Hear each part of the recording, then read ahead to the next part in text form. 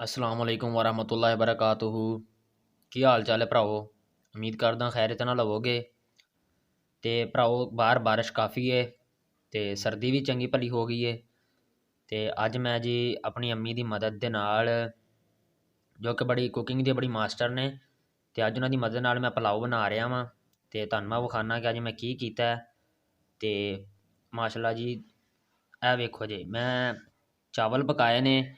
ਤੇ ਜ਼ਰਾ ਵੇਖੋ ਵਿੱਚ ਕਿ ਕੀ ਹਿਸਾਬ ਕਿਤਾਬ ਚੱਲ ਰਿਹਾ ਜੀ ਚਾਵਲਾਂ ਦਾ। ਮਾਸ਼ਾਅੱਲਾ ਇਹ ਕਲਰ ਬੜਾ ਅੱਛਾ ਆਇਆ ਹੈ ਤੇ ਉਮੀਦ ਕਰਦਾ ਜੀ ਇਹ ਟੇਸਟ ਵੀ ਅੱਛਾ ਹੋਣਾ ਇਹਨਾਂ ਦਾ, ਕਿਉਂਕਿ ਜ਼ਾਹਿਰ ਵਾਲੀ ਗੱਲ ਹੈ ਕਿ ਮਾਂ ਨੇ ਮਦਦ ਕੀਤੀ ਹੈ ਤੇ ਹੋ ਨਹੀਂ ਸਕਦਾ ਕਿ ਟੇਸਟ 'ਚ ਕੋਈ ਕਮੀ ਆ ਜੇ। ਤੇ ਪਹਿਲੀ ਦਫਾ ਮੈਂ ਕੋਈ ਚੀਜ਼ ਬਣਾਈ ਹੈ ਤੇ ਭਰਾਵਾਂ ਵਾਸਤੇ ਵੀ ਜ਼ਿਆਦਾ, ਤੇ ਭਰਾਵਾਂ ਜਿਨ੍ਹਾਂ ਨੇ ਖਾਣੇ ਨੇ ਆਓ ਕਮੈਂਟ ਕਰੋ, ਮੈਂ ਤੁਹਾਨੂੰ ਖਵਾਵਾਂਗਾ ਖੁਦ ਬਣਾ ਕੇ ਉਹ ਵੀ, ਕਿਉਂਕਿ ਪਹਿਲੀ ਦਫਾ ਮੈਂ ਬਣਾ ਲੈਣੇ, ਮੈਂ ਕਾਮਯਾਬ ਹੋ ਗਿਆ ਵਾਂ ਤੇ ਗਾਂ ਵੀ ਇਨਸ਼ਾਅੱਲਾ ਜੀ ਕੋਸ਼ਿਸ਼ ਕਰਦਾ ਰਹਾਂਗਾ। ਤੇ ਤੁਸੀਂ ਵੀ ਭਾਈਜਾਨ ਟਰਾਈ ਕਰੋ, ਘਰ ਬਣਾਓ ਤੇ ਮੈਨੂੰ ਵੀ ਖਵਾਇਓ, ਮੈਂ ਤੁਹਾਨੂੰ ਖਵਾਵਾਂਗਾ। ਤੇ ਨਵੇਂ ਭਾਈ ਜਿਹੜੇ ਵੇਖ ਰਹੇ ਨੇ ਭਾਈ ਸਬਸਕ੍ਰਾਈਬ ਕਰ ਦਿਓ। ਤੇ ਪਾਕਿਸਤਾਨ ਜ਼ਿੰਦਾਬਾਦ।